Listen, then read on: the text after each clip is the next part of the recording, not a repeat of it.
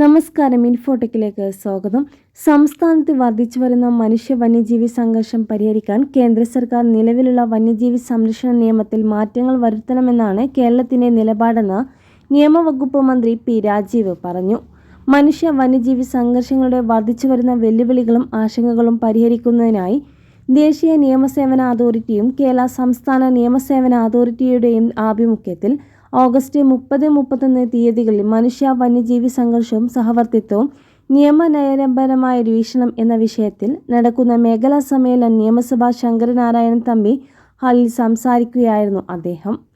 കേരളത്തിന്റെ ഭൂമിശാസ്ത്രപരമായ പ്രത്യേകതകൾ കാരണം വനമേഖലകൾക്കും ജനവാസ മേഖലകൾക്കും ഇടയിലുള്ള അകലം കുറവാണെന്നും ഇത് മനുഷ്യ വന്യജീവി സഹവർത്തിത്വത്തിൽ വെല്ലുവിളി ഉയർത്തുന്നുണ്ടെന്നും അദ്ദേഹം പറഞ്ഞു. മനുഷ്യജീവനെ സംരക്ഷിക്കുന്നതിന് നിലവിലുള്ള നിയമവ്യവസ്ഥകൾക്ക് പരിമിതികളുണ്ട്. ഒരു മൃഗം മനുഷ്യജീവന് ഭീഷണിയാകുമ്പോൾ അതിനെ കൊല്ലാൻ ചീഫ് വൈൽഡ് ലൈഫ് വാർഡൻ അനുമതി നൽകുന്നതിനുള്ള നടപടിക്രമങ്ങൾ സങ്കീർണവും സമയമെടുക്കുന്നതുമാണ്. ഈ നിയമപരമായ പരിമിതികൾ ഏറ്റവും കൂടുതൽ ദോഷകരമായി ബാധിക്കുന്നത് സാധാരണക്കാരെയും ഗോത്രവിഭാഗങ്ങളെയും പോലുള്ള അരുവൽക്കരിക്കപ്പെട്ട സമൂഹങ്ങളെയാണ്.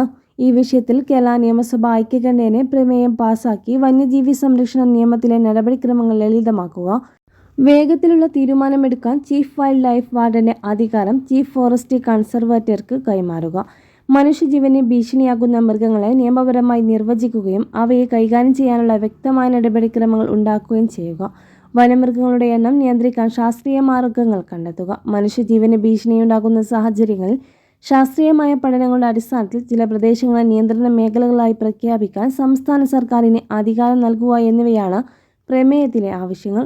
കേന്ദ്ര നിയമങ്ങളിലെ പരിമിതികൾക്കിടയിലും കേരളം പ്രശ്നം പരിഹരിക്കാൻ മുൻകൈയെടുത്ത് പ്രവർത്തിക്കുന്നുണ്ടെന്ന് മന്ത്രി വ്യക്തമാക്കി.